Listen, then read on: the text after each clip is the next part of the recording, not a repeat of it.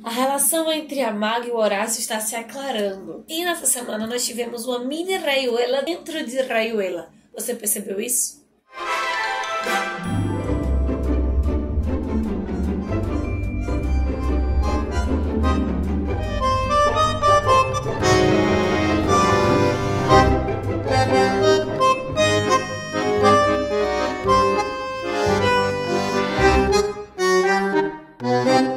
O que temos para hoje são estudos e Dulcineias. Eu sou a Larissa Bertolino, você está dentro do canal Uma Garota Quixotesca, onde nós tratamos de literatura, sempre partindo de pressupostos, temáticas, personagens, tangenciem o nosso queridíssimo Dom Quixote de La Mancha. Mais especificamente, você se encontra no episódio número 6, a nossa jornada de leitura conjunta Rayuela, do Julio Cortázar. Durante os meses de outubro, novembro e metade de dezembro, nós estaremos lendo juntos este clássico da literatura argentina. E mesmo com aleatoriedade de capítulos, nessa leitura proposta pelo Cortázar, que fica indo e voltando dentro dos 155 capítulos da obra, muitos temas foram repetidos nesta semana. O primeiro deles é uma reflexão, uma relação metafísica com a morte. Grande parte do que o Cortázar vai nos apresentar, seja pela perspectiva do Morelli especialmente, seja pelo olhar do Horácio de Oliveira, do protagonista, vai partir de uma interpretação do budismo, mais especificamente do budismo zen. Contrasta bastante as noções de essência e existência, mostrando que só existe aquilo que se vê. Por isso, todo esse conflito que ele e a maga estão sentindo com a morte do bebê, outros conflitos em outros períodos distantes,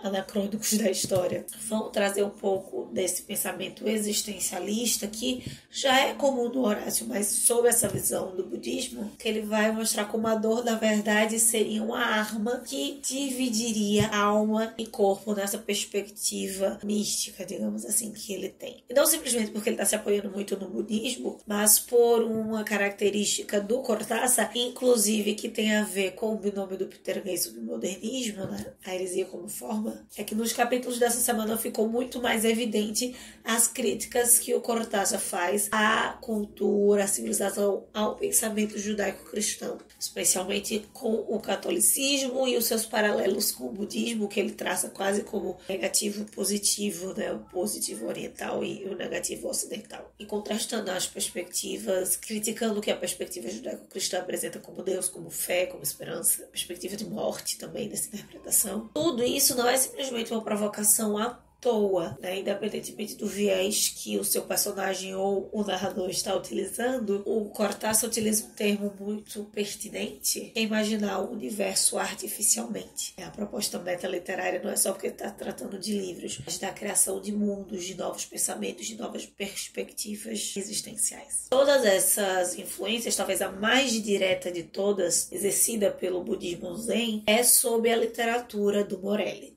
Teremos ali o Clube de la Serpiente estudando Morelli a fundo, a relação significado e tempo, mostrando que o tempo ele não é instantâneo, ele precisa desandar, que ele precisa desenrolar. Uma reflexão também pela forma do romance. A partir dessa análise ele vai comparar muito vida e literatura. Isso chega a ser ainda mais irônico, sabendo que quem está fazendo essa reflexão são personagens ficcionais criados ao mesmo tempo que também são autores em sua realidade. O lugar onde o budismo zen será mais utilizado como uma estratégia, pelo menos uma tentativa que não vai ser suprida, mas de conforto, nessa angústia, aparentemente angústia provocada com a morte do bebê e o desaparecimento da Lúcia. Nos pareceu que isso não influencia muito, isso não angustia, isso não preocupa o Horácio nem um pouco. No capítulo 117, por exemplo, ele ainda não viu o neném. Ele não apareceu no velório, ele não vê o filho morto, que talvez seja a grande questão dessa semana. E nessas puladas de capítulo, sai desse momento ali do luto pelo neném, essa angústia pelo desaparecimento dela, mais do Gregorovitch do que do Horácio, diga-se de passagem. E o Morelli menciona um Caronte, o barqueiro das almas, o Adscri. E ele faz isso do hospital. No capítulo 107, que o Horácio, por mais que nós saibamos que ele vai encontrar o Morelli, ele ainda não viu, não tem consciência da existência do Morelli ali naquele espaço. Nós sim. Quando ele está desenvolvendo essas reflexões sobre o Caronte, nós absorvendo esse fundo da situação da Lúcia com o Rocamadour, quando ele menciona que a melhor qualidade dos seus antepassados ter morrido construído. E ainda mais saber que ele herdou essa qualidade. Então essa relação de novo da morte, tem morte como um aspecto significante. E essas reflexões de significado da morte, junto com a meta-reflexão, né, a meta-literatura, significam ainda mais o jogo da amarelinha, que vai ser mencionado dessa vez.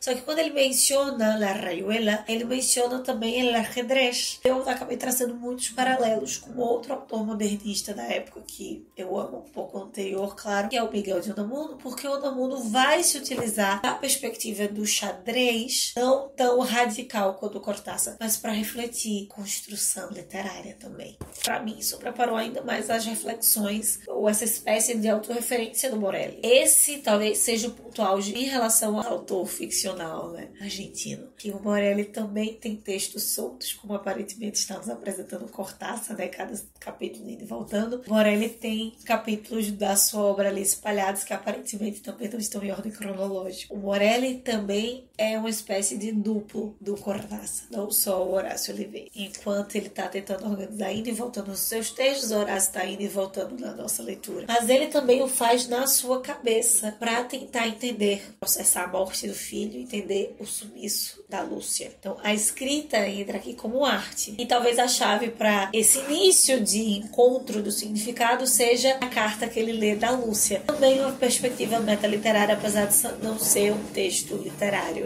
Que a escrita traz um olhar sobre a forma da arte, não só explica os motivos da Lúcia, mas ela explica pontas soltas desses capítulos desmembrados da obra. O capítulo 30, que é o capítulo do velório, nos prepara um pouco para absorver e para prestar atenção em alguns detalhes dessa carta da maga. O velório consegue ser ainda mais estranho do que a morte em si da criança, né? Pelo menos a descrição em capítulo. Todo mundo del Clube de la Serpiente está bêbado. A construção, na verdade, do capítulo 30 ao 34 é uma escala desse cenário estranhérrimo, aparentemente entorpecidos pela quantidade avassaladora de chamate. Ou seja, eles parecem estar de fato ébrios de álcool, mas na verdade é o estopor mental mesmo que os deixa assim. Então o Strang criou essa cena de intimidade praticamente total entre o Ossip e o Oliveira, quase que colocando o problema das suas vidas na maga, e eles são os lindos e perfeitos, tentando descobrir o paradeiro dela, super preocupados com a mulher, só que não tem preocupação nenhuma. E é nesse momento que ele encontra, né, a carta da maga, o que é uma baita tapa do Cortázar, caso você tenha sido levado pela percepção, pela leitura do Ossip e do Oliveira, que eu não compro de jeito nenhum, não sei se é por ser mulher ou por outro aspecto. Não só é uma tapa que não é luva de pelica não desses dois personagens, mas é tocante, é um dos capítulos mais lindos do livro até agora, onde primeiro a maga joga ali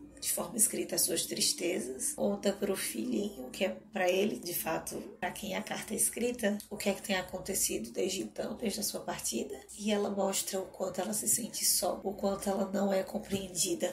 Até então nós tínhamos uma percepção só como leitores. Isso acontecer pela forma como se dão alguns diálogos entre ela e o Horácio, por comentários do Horácio, da Babs, do próprio Gregorovius. Mas aqui nós temos a maga expressando isso genuinamente. E essa carta é uma chavezinha para tornar essa personagem ainda mais complexa, porque ela não busca de fato a perfeição, ela é quase que uma pergunta em si. Ela não se limita a provocar as perguntas do Horácio, ela é a sua própria pergunta, exatamente por se colocar imperfeita, entre aspas. Nunca entendeu o que é ser mãe, presença ou na ausência do filho, é extremamente impactante. Isso não é expresso na dor, a dor só evidencia para nós de novo em forma escrita. Ela construirá diversas metáforas com o filho, que aclara novamente mais um ponto da relação dela com Horácio. Ele não a entende no contexto da realidade, ela não o compreende no contexto da intelectualidade. Uma personagem que é colocada muitas vezes pelo parceiro como limitada. Escreve, nos entrega os melhores textos, não pela sua forma, claro, méritos ao Julio Cortázar por estar emulando, mas necessariamente pelo seu conteúdo, pelo exame cerrado em si mesmo. A maga aqui ganha títulos de protagonista. Ela não é só uma testemunha, uma personagem simplesmente ligada ao Horácio e os seus feitos. E aqui vem mais uma vez o paralelo com Ulisses. Do mesmo jeito que a Molly Bloom, no final ali do texto, ganha protagonismo com todo um capítulo escrito por ela em monólogo interior. Um fluxo de consciência, na verdade.